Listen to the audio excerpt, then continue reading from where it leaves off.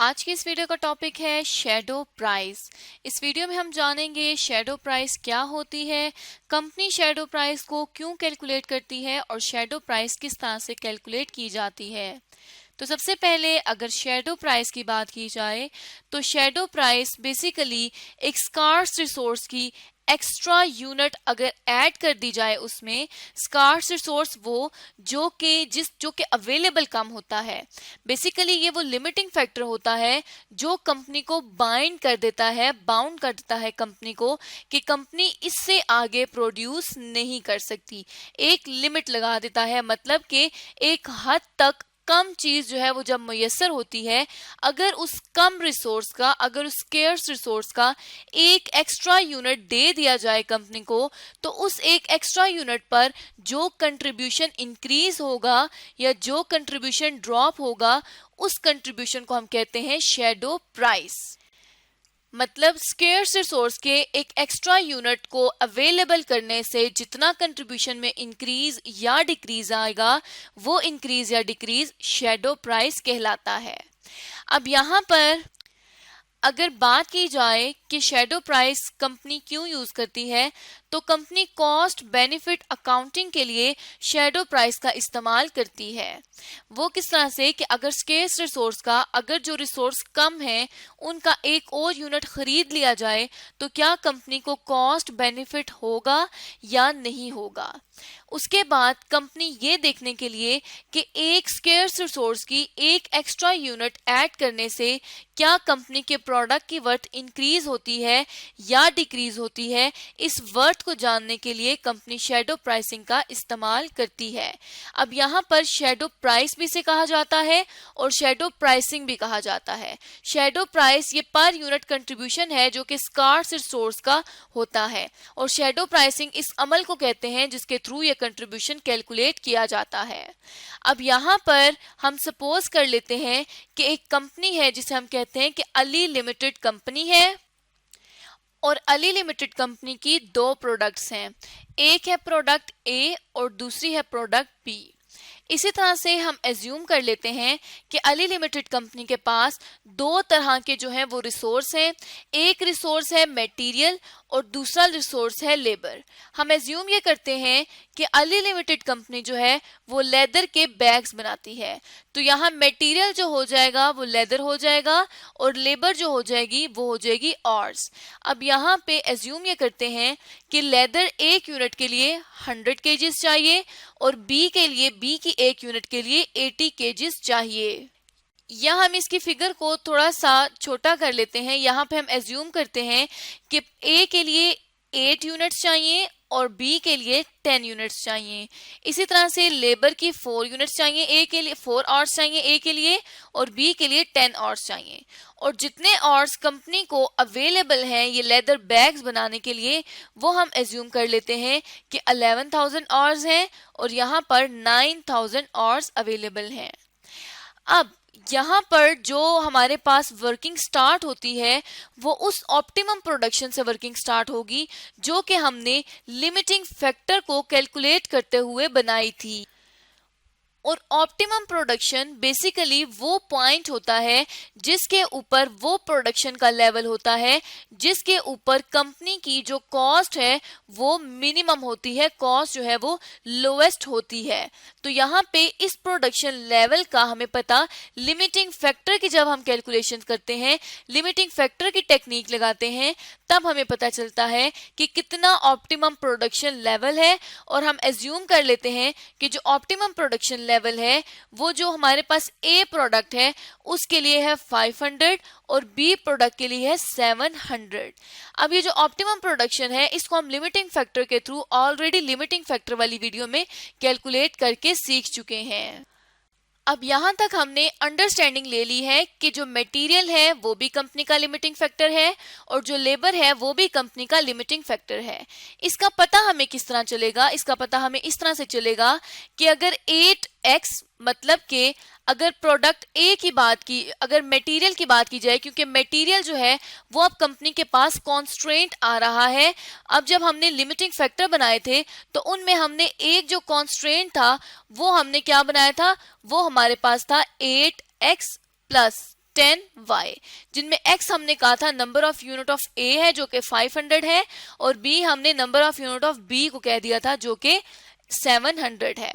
अब यहां पर हमने इस कॉन्स्ट्रेंट को सॉल्व करना है, तो ये हमारे पास 8 इंटू 500 प्लस 10 इंटू 700 आ जाएगा, तो ये टोटल 11,000 आ जाएगा। अब इसका क्या मतलब है कि 11,000 रिक्वायर्ड है और 11,000 ही अवेलेबल है। अब यहाँ पे अगर हम देखें तो 11,000 अवेलेबल है, 11,000 ही रिक्वायर्ड है।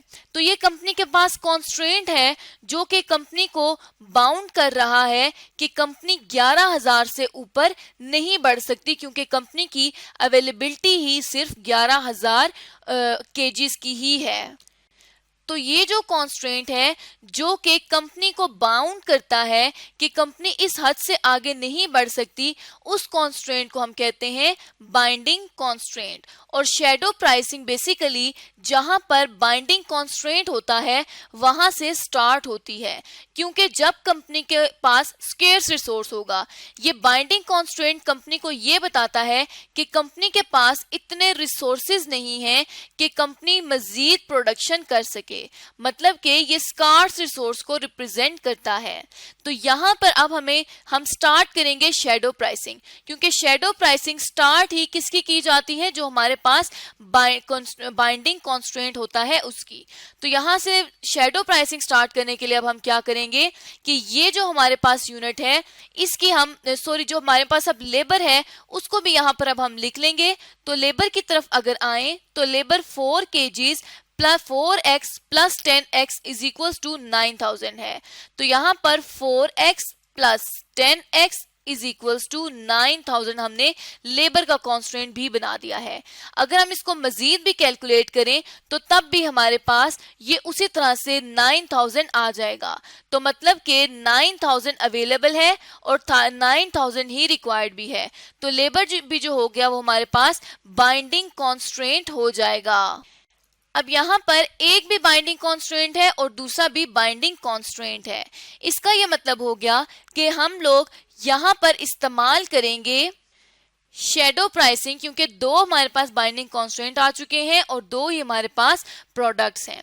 अब यहाँ पर शैडो प्राइसिंग की किस तरह से जाएगी कि हमने लेट सपोज अब x की यूनिट्स फाइंड करनी है कि अगर हम x की एक एक्स्ट्रा यूनिट को ऐड कर दें तो हमारे पास क्या कंट्रीब्यूशन आएगा, वही कंट्रीब्यूशन हमारे पास शैडो प्राइस होगा। तो यहाँ पर जो अवेलेबल है इक्वेशन जो कि कॉन्स्ट्रेंट की है वो इस तरह से थी कि 8x plus 10x is equals to 10y is equals to 11,000 kgs। अब यहाँ पे हमने क्या करना है कि ये kgs ये हमारे पास बेसिकली बाइंडिंग कॉन्स्ट्रेंट है, ये स्कार्स रिसोर्स है। तो हमने इस 8x plus 10y is equals to इसको हम कर देंगे 11,001 kgs। अब ये जो 1 एक्स्ट्रा यूनिट है इसके ऊपर हमने कैलकुलेट करना है कंट्रीब्यूशन, और ये जो कंट्रीब्यूशन आएगा ये हमारे पास शैडो प्राइस कहलाएगा। अब ये कंट्रीब्यूशन आएगा किस तरह से, इसके लिए एक तो हमने ये इक्वेशन लिख दी, इसके थ्रू हमें x का पता चलेगा कि x की एक्स्ट्रा यूनिट पर क्या कंट्रीब्यूशन आ रहा है या x की यूनिट्स कितनी है, यहाँ पर हमें ये पता चलेगा। दूसरी जो हमारे पास इक्वेशन थी वो थी 4x plus 10y is equals to 9,000। पहले हमने इस 11,001 के थ्रू x की कैलकुलेट करनी है, उसके बाद हमने क्या करना है जिसमें हम y को कर देंगे 0 के बराबर। वो कुछ इस तरह से हो जाएगा कि 8x, या फिर सॉरी इसको हम एक आसान तरीके से कर लेते हैं, सिमुल्टेनियस इक्वेशंस के थ्रू भी हम इसको सॉल्व कर सकते हैं कि यहाँ पर जो इक्वेशन है उसको आपस में माइनस कर देंगे। मतलब पहली इक्वेशन में से दूसरी इक्वेशन को हम माइनस कर देंगे तो यहाँ पे माइनस का साइन आ जाएगा, यहाँ पे भी और यहाँ पे भी माइनस का साइन आ जाएगा। अब अगर हम देखें तो यहाँ पर 2001 kgs आ जाता है मटेरियल की, और यहाँ पे प्लस और माइनस 10y कैंसिल हो जाएंगे तो 4x इज इक्वल्स टू 2001 आ जाएगा। तो x जो हमारे पास आ जाएगा मतलब नंबर ऑफ यूनिट्स जो एक एक्स्ट्रा यूनिट बनाने से जितनी यूनिट्स में इंक्रीज आएगा वो यहाँ पर हमें शो हो जाएगा। तो यहाँ पर जो x है मतलब जो यूनिट्स हैं वो हमारे पास 500.25 यूनिट्स आ जाएंगी। तो ओरिजिनल जो यूनिट्स थी वो थी 500। अब इन दोनों के दरमियान में 0.25 यूनिट्स का इंक्रीज आ रहा है।